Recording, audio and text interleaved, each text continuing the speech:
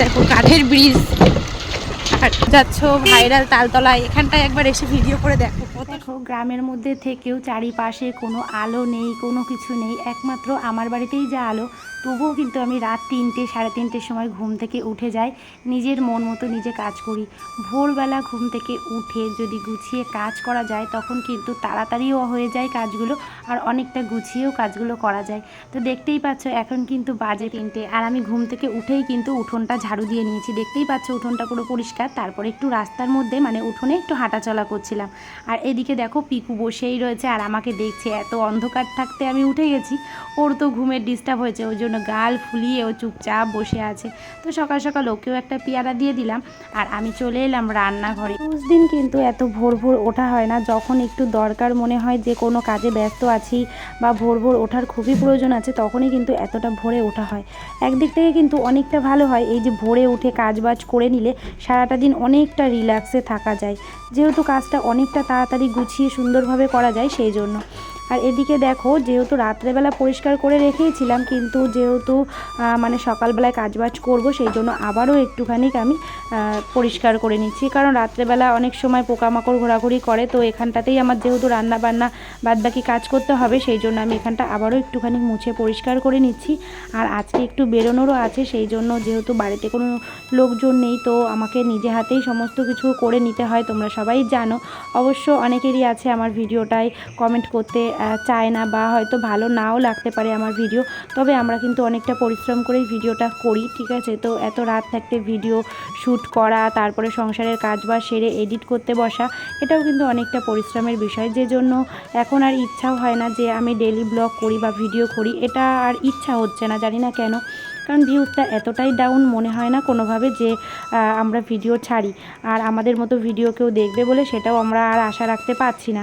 তো যাই হোক, দেখো এই যে ব্যালকানিটা ঝাড় দিয়ে দিচ্ছি, আর এখন দেখতে পাচ্ছ বাইরেটা কিন্তু হালকা হালকা আলো দেখা যাচ্ছে, মানে এখনও কিন্তু পুরোপুরি সূর্যটা ওঠেনি, কারণ বাজে প্রায় 4:10-20। তো এরকম টাইমেই আমি কাজবাজ তো সমস্ত কিছু প্রায় কমপ্লিট করেই ফেলছি, কারণ যতটা তাড়াতাড়ি করে আমি বাইরে বেরোতে পারি। তো দেখো এই যে ঝাড় দেওয়া হয়ে গেছে, আর বাইরেটা দেখো কতটা সুন্দর লাগছে। সবে সবে যেহেতু ভোর হচ্ছে, দেখতে কিন্তু বেশ সুন্দর লাগে, যে একটা নতুন সকালের আগমন হচ্ছে, অনেকটা সুন্দর লাগছে। তো তোমাদেরকে না আজকে গুড মর্নিং বলা হয়নি, তো এখনই বলে দিই, হ্যালো বন্ধুরা, গুড মর্নিং। কেমন আছো সবাই? আশা করছি ভালো আছো, সুস্থ আছো। আমিও কিন্তু বেশ ভালো আছি।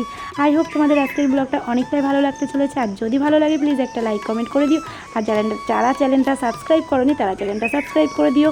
তো চলো বন্ধুরা, আমার ভিডিওটা তোমরা দেখতে থাকো।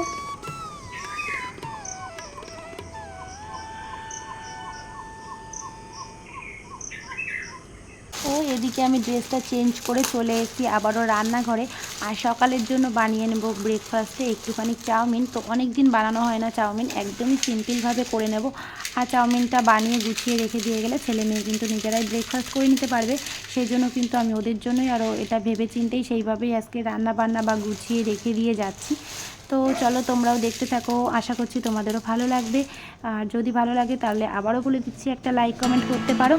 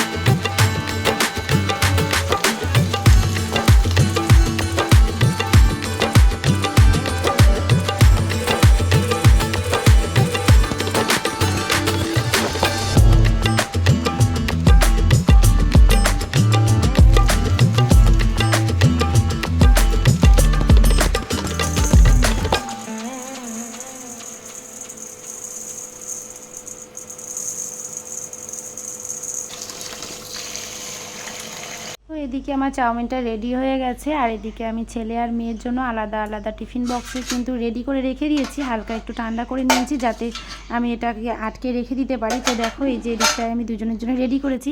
আর এখানে দেখো চিকেন রান্না করব বলে কিন্তু আমি চিকেনটাকে ভালো করে ম্যারিনেট করে রেখে দিয়েছি। আর মশলাটা কিন্তু আমি রাতেই রেডি করে রেখে দিয়েছিলাম, ফ্রিজে ছিল। আর এদিকে কেটে নিয়েছি আলু। তো দেখতেই পাচ্ছ এদিকে রান্নাবান্নাও বসিয়ে দিয়েছি, এদিকে চিকেন কষা হচ্ছে আর ওদিকটায় বসাবো ভাত। তো দেখতেই পাচ্ছ চিকেনটা কষা আর হচ্ছে গিয়ে আমি চাউমিনটা করেছি, কারণ এত ভোর ভোর আর কিছু রান্না করা সম্ভব হবে না। কারণ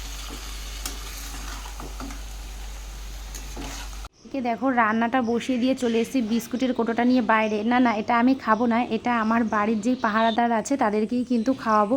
তো দেখো তোমরাও দেখতে পাবে যে আমার বাড়ির কতগুলো পাহারাদার আছে।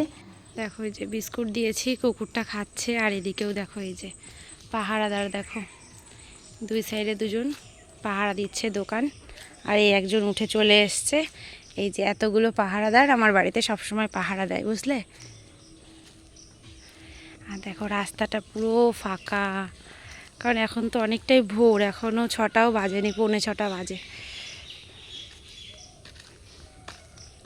সকাল সকাল সবাই ঘুম থেকে উঠছে। আমি কখন উঠেছি বলো তো? সেই 3:30 সময় উঠেছি। হ্যাঁ এখন উঠেই অনেক সকাল সকাল। হ্যাঁ তুমি তো অনেক লেটে ওঠো। নাওনি? ও যেরকম কুয়াশা কুয়াশা লাগছে না কেন?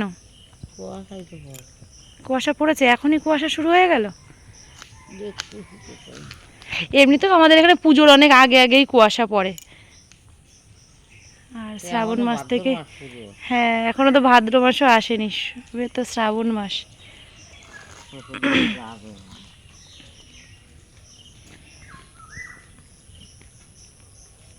একদিকে রান্না বান্না চলছে আর একদিকে এই যে কটা বাসন হয়েছিল প্রায় সব কটা মেজে নিয়েছি।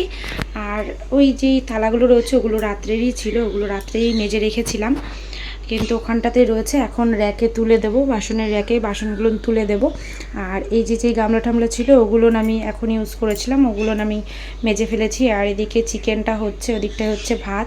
আর গ্যাসটা খুবই প্রবলেম হয়, ওই পাশের গ্যাসটা একদম জ্বলতে চায় না। আর এখানটায় দুটো গামলা রয়েছে যেটা আর কি। তো রান্নাটা হয়ে গেছে, একটু গরম মশলার গুঁড়ো দিয়ে নামিয়ে দেবো চিকেনটা।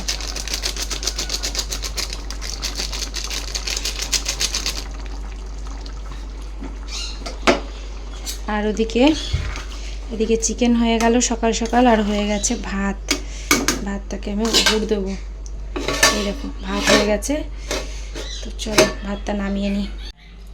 এই দেখো হয়ে গেছে গরম গরম ভাত। এটা হচ্ছে ছেলের জন্য, এটা হচ্ছে মেয়ের জন্য, দুজনের জন্যই আমি বাটিতে তুলে রেডি করে রেখে দিলাম যাতে ওরা নিয়ে খেয়ে নিতে পারে। আর নয়তো যতক্ষণ না দেবো ততক্ষণ ওরা খেতে পারবে না, সেই জন্য ওদের জন্য সমস্ত কিছু আমি রেডি করে রেখে দিয়ে যাব যাতে ওদের কোনো অসুবিধা না হয়। তো চল, তো দেখো একেবারে স্নান করে আমি রেডি হয়ে চলে এসেছি, কারণ একটু বেরোনোর আছে, সেই জন্য কিন্তু অনেক ভোর ভোর উঠে আর কি সমস্ত কাজবাজ আমার করা হয়ে গেছে। এমনকি দুপুরের রান্না, সকালের ব্রেকফাস্ট সমস্ত কিছু রেডি। যেহেতু বাইরে বেরোতে গেলে না ছেলে মেয়ের জন্য ভীষণ পরিমাণ টেনশন হয় যে ওরা কোন টাইমে কি খাবে না খাবে, সেই জন্য।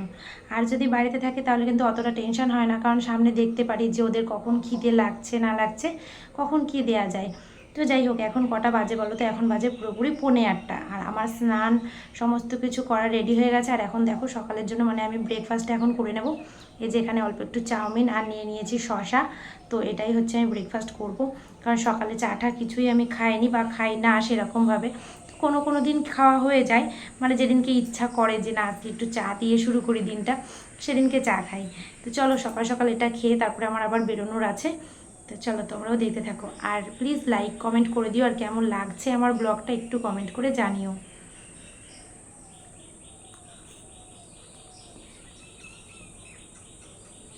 অবশ্য অন্যান্য দিন এত সকাল সকাল তো আমাদের খাওয়া হয় না, খেতে খেতে অনেকটা দেরি হয়ে যায়, কিন্তু আজকে যেহেতু বেরোবো তো তেমনভাবে বাইরে কিছু খাওয়া দাওয়া হয়তো হবে না, খেলেও চাটা বেরিয়ে না খাওয়ার একটাই কারণ কি যতটা তাড়াতাড়ি কাজটা মিটিয়ে আমি বাড়িতে ফিরতে পারি ততটাই মঙ্গল আমার জন্য। কারণ কি বাচ্চাগুলোকে রেখে বাড়ির বাইরে যাওয়া, বুঝতেই পারছো। যেহেতু যদি কেউ থাকতো দেখবার মতো তাহলে অসুবিধা হতো না, যেহেতু কেউ নেই দেখবার, সেই জন্য অনেকটা প্রবলেম হয়। তবুও সমস্ত কিছু হাতের কাছে গুছিয়ে রেখে দিয়ে গেছি, পাশের বাড়িতে বলে রেখেছি। তাছাড়া ওকে যে পড়াতে আসে নিশা, ওকে বলে দিয়েছি যে আমি না থাকাতে ও পড়াতে আসবে।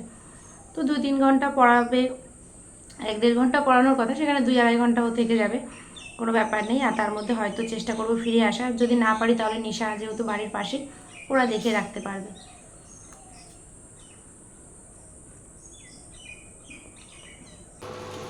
তোমাদের দাদাভাইয়ের জন্য চিনি ছাড়া শুধু চা বানিয়ে নিয়েছি, আদা দিয়ে লিকার চা, কারণ ও চিনি অতটাও খায় না, মাঝে মধ্যে খায় অল্প স্বল্প। যাই হোক, দেখো এই যে লিকার চা হয়ে গেছে।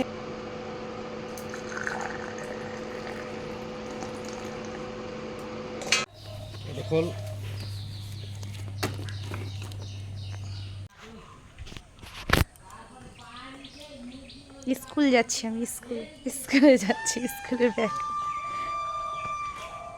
রেডি হয়ে গেছে। আজকে চলে এসেছে তোমাদের দাদাভাই, বের হব। আর ওড়না নিয়ে হচ্ছে সব থেকে মহা সমস্যা আমার, এই মানে গাড়ির মধ্যে বসতে গেলে এত ব্যাগ, তারপরে ওড়না, সব কিছু সামলানো প্রচণ্ড ব্যাপার একটা।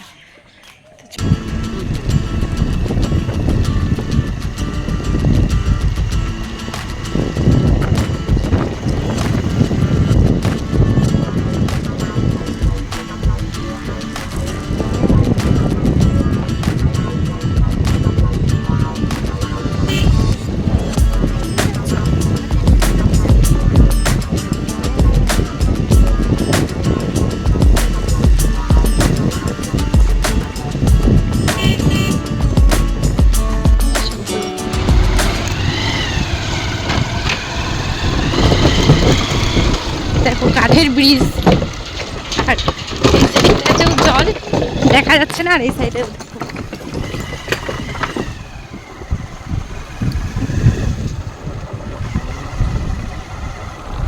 সবাই তো গাগনাপুর যাচ্ছ, ভাইরাল তালতলায়, এখানটায় একবার এসে ভিডিও করে দেখো, কত সুন্দর পরিবেশটা। জায়গাটার নাম বলো? এটা হচ্ছে গাগনাপুরের আগে একটা জায়গা, তো এখানটা খুবই সুন্দর একটা পরিবেশ, ভিডিও করার জন্য একদম পারফেক্ট।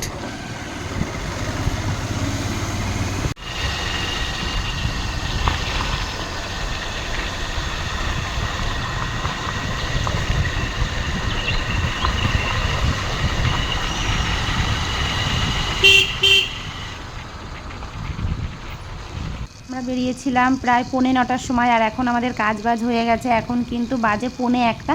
তো ভীষণই রোদ্দুর, যেই জন্য একদম মুখ টুক জ্বলে যাচ্ছিলো। আমি তো ওড়নাটা দিয়ে মুখটা এরকম ঢেকে নিয়েছি। খেতে বসেছে, আর এখন বাজে পুরোপুরি 1টা। কচুরি খাচ্ছে, খিদে পেয়ে গেছে, আর আমি শুধু বসে আছি, কারণ আমি কিছুই খাবো না, সেই জন্য।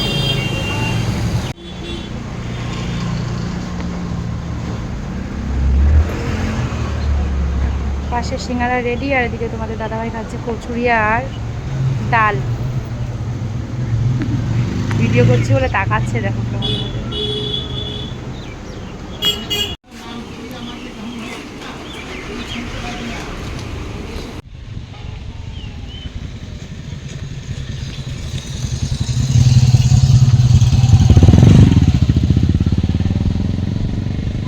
দেখো এখন ক্যামেরা অন করেছি, কোনো মাছ দেখা যাচ্ছে না, একটু আগে মাছ সব লাফালাফি করছিল। দেখো রাস্তার ধারে আমরা এক জায়গাতে দাঁড়িয়েছি, এই দেখো এই রাস্তাটার পাশে দাঁড়িয়েছি ছাওয়াতে, আর পুকুরটার মধ্যে প্রচুর মাছ ছিল, এটাই দেখছিলাম দাঁড়িয়ে দাঁড়িয়ে।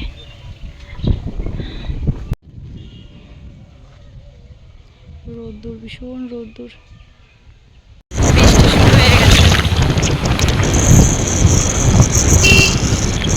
বাজে পুরোপুরি 2:45, 3টে বাজতে চাই। কিছু নিয়ে এলাম না, বৃষ্টি ভিজেই বাড়ি যাবো। এবার বাড়ি গিয়ে তো স্নান করতেই হবে, তাড়াতাড়ি যত লেট হয়ে যাবে, আস্তে আস্তে যেতে হবে।